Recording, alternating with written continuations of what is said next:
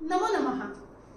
आता समास या पाठामध्ये एकूण किती समास आहेत ते आता इथं दिलेले आहेत। द्वंद्व समास, त्यामध्ये इतरेतर द्वंद्व, समाहार द्वंद्व। तत्पुरुषामध्ये विभक्ती तत्पुरुष, उपपद तत्पुरुष, नय तत्पुरुष। तत्पुरुषाचेच उपप्रकार म्हणजे कर्मधारय मानण्यात येतो, त्यामुळे कर्मधारयमध्ये विशेषण विशेष्य संबंध कर्मधारय, विशेष नाम सामान्य नाम संबंध कर्मधारय आणि उपमान उपमेय संबंध कर्मधारय। नंतरचा प्रकार येतो बहुव्रीही समास आणि अव्ययीभाव समास। त्यापैकी इयत्ता 9वी मध्ये आपण द्वंद्व समास आणि विभक्ती तत्पुरुष समास हे प्रकार आपण पाहिलेले आहेत।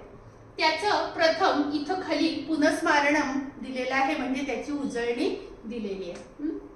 द्वंद्व तथा च विभक्ती तत्पुरुषः इति प्रकारद्वयम् अस्माभिः गतवर्षे पठितम्।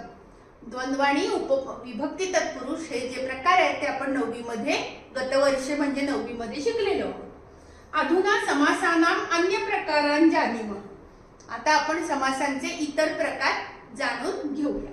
आता प्रथम पुनस्मारणम दिलेलं आहे, म्हणजे रिव्हिजन, उजळणी दिलेली आहे।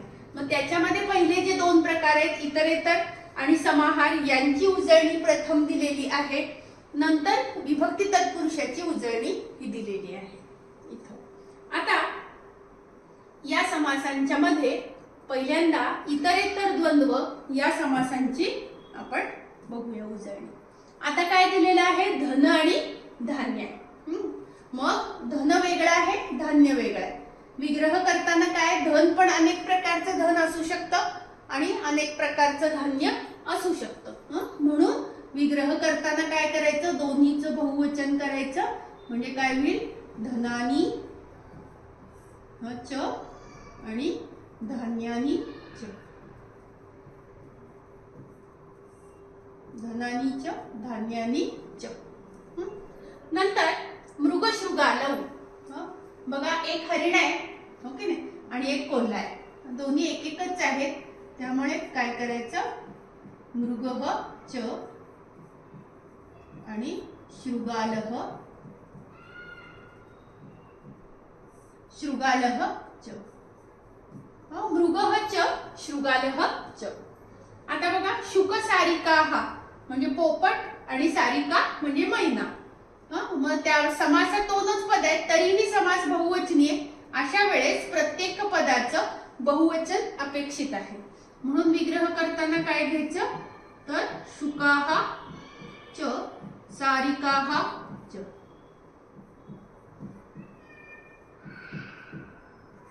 सारिकाः च। हा इतरेतर द्वंद्व समास सुरू आहे। पुढे बघा, आता इथं जो सुरू झालेला आहे तो समाहार द्वंद्व हा समास इथं सुरू झालेला आहे, म्हणजे हे जे उदाहरण आहे हे समाहार द्वंद्व समासाचं आहे। आता बघा, समाहार द्वंद्व समासामध्ये समूहाच्या अर्थाला प्राधान्य असतं आणि अर्थानुसार समासांची संख्या, पदांची संख्या ही अर्थानुसार किती आहे त्याच्यावर समासाचं वचन, म्हणजे विग्रहामध्ये कुठल्या वचनामध्ये पद करायची हे अवलंबून असतं। आता इथं दिसताना काय आहे, हस्त एक, हस्त आणि पाद, पद दोनच आहेत, पण अर्थानुसार कसं झालेलं आहे, तर हात दोन आहेत आणि पाय दोन आहेत, म्हणजे अर्थानुसार 2 2 4 अशी जास्त संख्या झाल्यामुळे एतेषां समाहारः म्हणजे यांचा समूह असं आपल्याला इथं विग्रह करायचा। 2 हात 2 पाय असल्यामुळे हस्तचे द्विवचन करायचं, म्हणजे काय करायचं, तर हस्तौ च, मग पादौ च, आणि हे 2 आणि 2 4 झाल्यामुळं एतेषां इथं षष्ठीचं बहुवचन वापरायचं, एतेषां समाहारः, हस्तौ च पादौ च एतेषां समाहारः असा इथं याचा समाहार द्वंद्व या समासाचा हा विग्रह झालेला। आता सस्य पूर्णमय, धान्याने भरलेलं असं शेत आहे, धान्याने भरलेलं, नेनी ज्याचा संबंध, इथं विभक्ती तत्पुरुष सुरू झालेला आहे, नेनी ज्याचा संबंध येईल तो समास तृतीय तत्पुरुष समास असतो। म्हणून इथं काय आहे, धान्याने भरलेलं म्हणजे सस्येन पूर्णम, क्षेत्रमचं ते विशेषण झालेलं आहे आणि हा समास आहे तृतीय तत्पुरुष समास। नंतर इथं जल व्यवस्थापन आहे, पाण्याचे व्यवस्थापन. चे नी ज्याचा संबंध येईल तो समास षष्ठी असतो. त्यामुळे याचा विग्रह काय करायचा, पहिल्या पदाची षष्ठी करायची, म्हणजे जलस्य आणि व्यवस्थापनम. जलस्य व्यवस्थापनम. अशा पद्धतीनं इथं पाण्याचे व्यवस्थापन हा षष्ठी तत्पुरुष समास झालेला आहे. म्हणजे प्रत्येक समासांच्या प्रकाराची इथं ही अशी उजळणी दिलेली आहे. आता बघा पुढं काय दिलेलं आहे ते बघा. तर अश्मखंड, अश्म म्हणजे हा दगड आहे, दगडाचा इथं तुकडा दाखवलाय बघा. मग दगडाचा तुकडा म्हणजे हा षष्ठी तत्पुरुष समास आहे, परंतु हा अश्म हा जो शब्द आहे तो अश्मन हा मुळात अनंत शब्द आहे. तो 10वीच्या आत्मन या शब्दाप्रमाणे चालतो, त्याप्रमाणे त्याची षष्ठी होती अश्मनः. अश्मनः खंडः.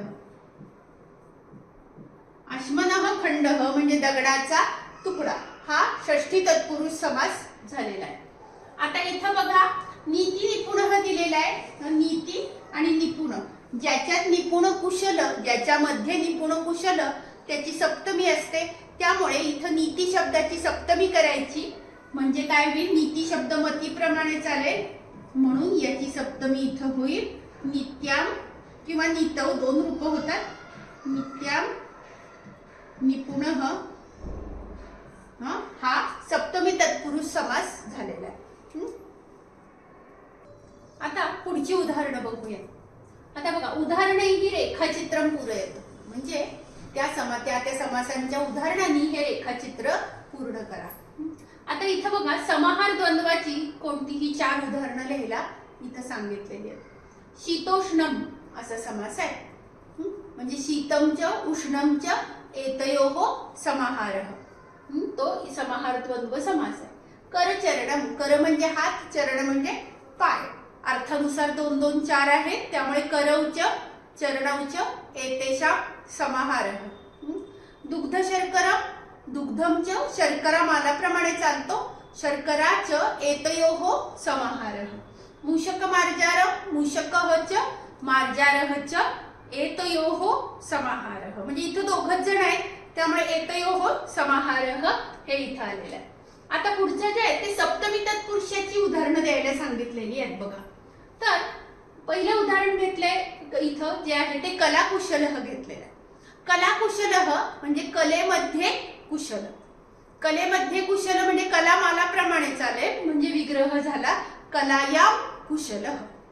पुढे कार्यरतः म्हणजे कामामध्ये रत, कामामध्ये मग्न, म्हणून कार्यरतः हा सप्तमी तत्पुरुष. पुढे क्रीडापटू आहे, खेळामध्ये पटू आहे, क्रीडा मालाप्रमाणे चालेल, म्हणून क्रीडायां पटू.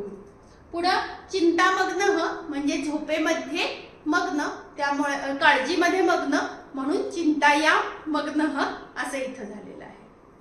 अशा प्रकारे हे सगळे सप्तमी तत्पुरुष समास झालेले आहेत. आता इथं बघा द्वितीय तत्पुरुष समास आहे.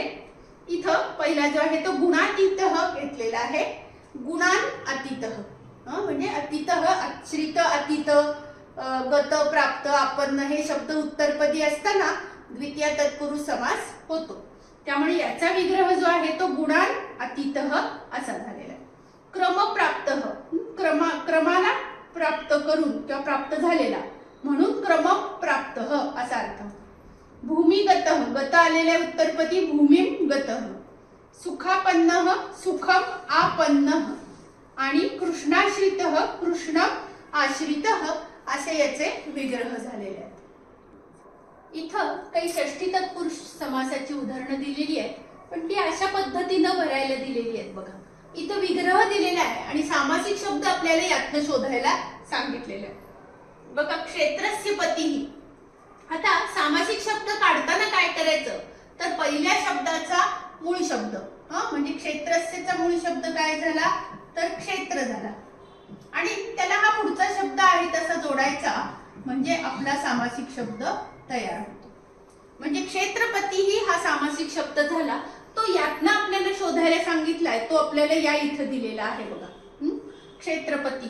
पुढचा बघा जलस्य व्यवस्थापनम. मग जल मूळ शब्द त्याला व्यवस्थापनम जोडला.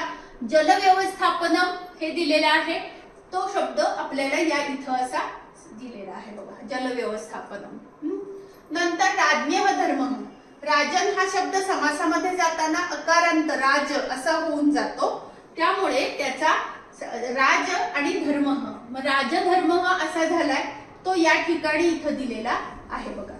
नंतर आहे पुस्तकस्य पठनम, म्हणजे सामासिक शब्द झाला पुस्तक पठनम, तो आपल्याला इथं दिलेला आहे. नंतर भ्रमणस्य समयः, सामासिक शब्द झाला काय तर भ्रमण समयः, तो इथं असा आडवा दिलेला आहे. क्रियायाः सिद्धीही, म्हणजे सामासिक शब्दात क्रियायाहचा मूळ शब्द आहे क्रिया, आणि मग त्याला जोडला सिद्धी, म्हणजे मग तो काय झाला क्रिया सिद्धीही, तो आपल्याला इथं असा दिलेला आहे. अशा प्रकारे सगळे षष्ठी तत्पुरुष समास आपल्याला इथं अशा पद्धतीनं हे दाखवायचे आहेत. आता इथं काही विभक्ती तत्पुरुष समासांची तालिका दिलेली आहे, ती आता कशी पूर्ण करायची ती बघूया.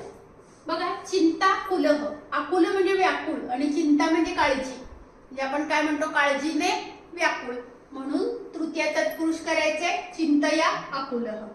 समासाचे एकतर आपल्याला प्रकार दिलेला असतो, विग्रह लिहायचा असतो, किंवा विग्रह दिलेला असतो, प्रकार लिहायचा असतो, किंवा दोन्हीही दिलेलं असतं तर सामासिक शब्द लिहायचा असतो. बघा प्रजा हित दक्ष. दक्ष म्हणजे तत्पर, प्रजा हित म्हणजे प्रजेचे हित, मग प्रजेच्या हितामध्ये तत्पर म्हणून प्रजा हिते दक्ष असा विग्रह झालेला आहे. पहिली सप्तमी झाल्यामुळे हा समास काय झाला तर सप्तमी तत्पुरुष समास झाला. पुढे बघा चोर लुंठकेभ्य भयम, म्हणजे चोर आणि लुटेऱ्यांपासून भय, पंचमी तत्पुरुष समास आहे. मग याचा सामासिक शब्द करताना चोर लुंठक हा मूळ शब्द घेतला आणि त्याला भयम आहे तसा जोडला, आणि अशा पद्धतीनं हा सामासिक शब्द तयार केला, चोर लुंठक भयम. पुढे बघा विदेश गमनमय. गमन जिथं जाण्याशी संबंधित आहे तिथं द्वितीय तत्पुरुषच समास असतो, त्यामुळे परदेशात जाणे असा आहे, त्यामुळे विदेशम गमनम हा द्वितीय तत्पुरुष समास झालेला आहे. आता काय दिलेलं आहे बघा चरणाभ्याम विकलह, म्हणजे दोन्ही पायांनी पांगळा असा अर्थ आहे. मग चरणाभ्यामचा मूळ शब्द चरण आणि विकल त्याला जोडून चरण विकलह हा सामासिक शब्द तयार केलाय, आणि त्याचा समास झाला तृतीय तत्पुरुष समास झाला. नंतर दिलेला आहे पुस्तक पठन मग्न, म्हणजे पुस्तक वाचण्यामध्ये मग्न. मध्ये आला की वर मध्ये अर्थ आला की सप्तमी तत्पुरुष समास झालेला आहे, म्हणजे पहिल्या पदाची सप्तमी केली पाहिजे. पुस्तक पठने मग्न असा याचा विग्रह झालेला. नंतर तृतीय तत्पुरुष समास बघा विद्या विहीन. विहीन समान युक्त समेत रहित हे शब्द ज्यावेळेस उत्तरपदी असतात तेव्हा तृतीय तत्पुरुष समास होतो, त्यामुळे विद्या विहीन तिथं विद्यया विहीन असा तृतीयेने विग्रह झालेला आहे. आता इथं काय दिलेलं आहे बघा भुजग यमिता हा सामासिक शब्द दिलाय. भुजग म्हणजे साप आणि यमित म्हणजे नियंत्रित केलेले, मग सापांनी नियंत्रित केलेले असा तृतीयेने विग्रह झालेला आहे. समास आपल्याला नाव लिहायचं इथं, त्यामुळे ते आलेले आहे तृतीय तत्पुरुष समास आलेला आहे. नंतर पूजार्थम असा समास बघा पूजायै इदम हा विग्रह दिलाय. चतुर्थी केली पुढे इदम आला की अर्थम घ्यायचा असतो, त्यामुळे पूजा आणि अर्थम पूजार्थम जोडलेला आहे. हा समास आहे चतुर्थी तत्पुरुष समास. नंतर जो आहे तो मदांधः. मद म्हणजे गर्व, अंध म्हणजे आंधळा, मग गर्वांधः म्हणजे गर्वाने आंधळा असं तृतीयेने विग्रह झालेला आहे, म्हणून हा समास तृतीय तत्पुरुष समास झालेला आहे.